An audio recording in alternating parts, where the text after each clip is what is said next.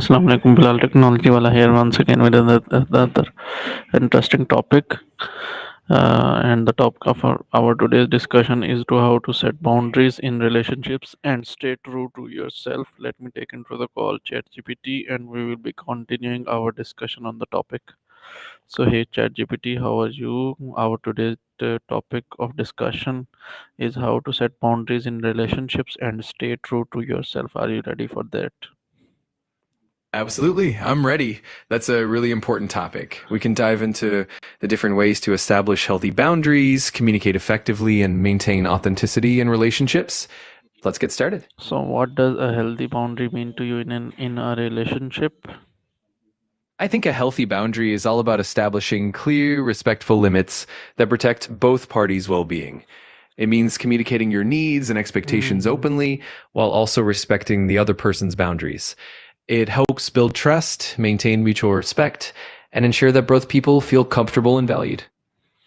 So, how do you currently express your needs and limitation to others? I usually focus on being direct and honest while also being respectful and empathetic. I try to use I statements so it's clear that I'm expressing my own feelings and needs rather than placing blame. And of course, I try to be open to feedback and willing to adjust as needed, so it becomes more of a two-way conversation. So, what challenges do you face when trying to set boundaries? Yeah, definitely. Some common challenges include fear of conflict or worrying that the other person might get upset or misunderstand. Sometimes there's also a bit of guilt, especially if you feel like you're letting someone down. And then there's the challenge of consistency, making sure that boundaries are maintained over time.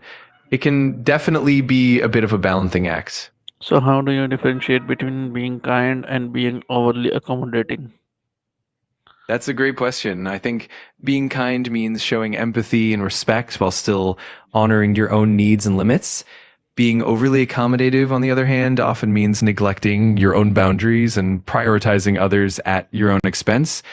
It's really about finding that balance where you're generous and compassionate, but not at the cost of your own well being. So, how do you recognize when someone is crossing your boundaries? I think it usually shows up as a feeling of discomfort or resentment.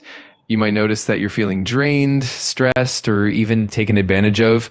Sometimes it can also be that you notice your own boundaries being ignored repeatedly or that your needs are being sidelined. It's important to pay attention to those signs and then address them calmly and assertively.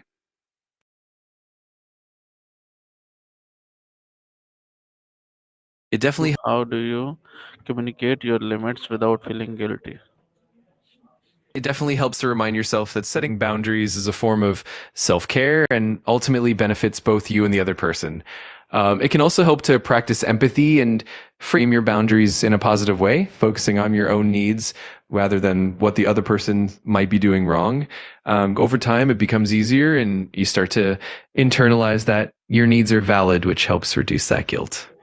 So, what situations make it hardest for you to say no? I think it can be toughest in situations where there's a lot of emotional attachment, like with close friends or family. Also, when there's a fear of disappointing someone or when you really want to help out, it can get challenging. And sometimes in professional settings, it's hard to say no when you feel pressured or when you want to maintain a good reputation. Definitely varies depending on the context. Will you please elaborate a little bit more? Of course, for example, with close friends or family, there's often a deep emotional bond, and the fear of letting them down or causing disappointment can make it really tough to say no. In professional settings, it might be about wanting to appear cooperative or fearing that saying no might negatively impact your relationships or your career growth. And then sometimes it can also be about the fear of conflict or the discomfort of confrontation, which makes it harder to assert your boundaries. It definitely depends on the dynamics of each relationship. So, how do you balance your own needs with the needs of the others? It often comes down to clear communication and setting priorities. One approach is to be mindful of your own limits and make sure you're taking care of yourself first so that you can be more present and effective for others. It also helps to set boundaries that are flexible but firm and to find win win solutions whenever possible. It's really about being honest and passionate and being willing to negotiate and find that balance over time. So, how can boundaries improve emotional and mental well-being? Boundaries really help by creating a sense of safety and predictability, which in turn reduces stress and anxiety. When you have clear boundaries, you're less likely to feel overwhelmed or taken advantage of, and that leads to better mental clarity and emotional stability. It also allows you to nurture healthier relationships because both parties understand and respect each other's needs. Ultimately, it promotes a healthier mindset and better overall well being. Absolutely. When you set healthy boundaries, it allows you to preserve your energy and avoid burnout because you're not constantly overextending yourself. This in turn helps maintain your emotional balance and prevents feelings of resentment or frustration. It also fosters self respect and confidence as you become more comfortable asserting your needs. Plus, when others respect your boundaries, it leads to more genuine and fulfilling connections, reducing conflict and promoting a sense of mutual respect and understanding. Overall, it's a foundational part of well being. What strategies help you enforce boundaries consistently? One key strategy is to communicate your boundaries clearly and early on so everyone understands them from the start. Consistency is also crucial, meaning you reinforce your boundaries each time they're tested and you don't waver just to please others. It also helps to set realistic boundaries that are achievable and that you can maintain over time. Another strategy is to practice self awareness so you can recognize when your boundaries are being pushed and respond promptly. And finally, having support from trusted friends or colleagues can help reinforce those boundaries and keep you accountable. How do you rebuild boundaries that were previously ignored or broken? Rebuilding boundaries starts with clear and honest communication. It's important to calmly and directly let the other person know what boundaries were crossed and why they're important to you. It can also help to set new, clear expectations and be consistent in enforcing them. It's also beneficial to be patient and understanding, recognizing that rebuilding trust takes time.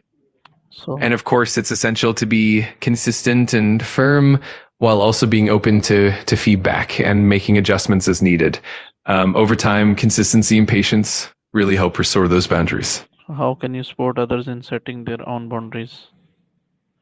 Supporting others really starts with listening empathetically and validating their feelings and needs. You can encourage them to reflect on what's important to them and help them identify what boundaries they need to set. You can also offer gentle encouragement and support as they practice asserting themselves and even role play scenarios with them if they need it. It's also helpful to remind them that it's okay to prioritize their own well being and that setting boundaries is a form of self respect. What signs And show that a relationship is becoming unhealthy? there are several red flags that can indicate a relationship is becoming unhealthy. For instance, if there's a consistent lack of respect, such as dismissing your feelings or needs, that can be a warning sign. Another indicator is a pattern of manipulation or control, like guilt tripping or isolating you from others, frequent conflicts without resolution, or feeling drained and anxious after interacting are also big signs. Additionally, if there's a lack of trust, constant criticism, or an imbalance in give and take, those can all signal that the relationship needs some attention. So, please summarize our today's conversation.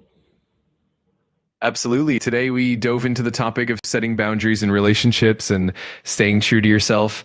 We talked about what healthy boundaries look like, how to express your needs without feeling guilty, and the challenges that can come up, like fear of conflict or guilt.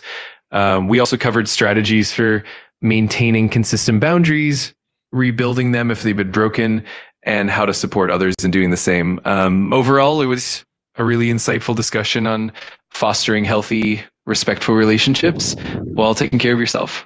So, one last advice, one liner.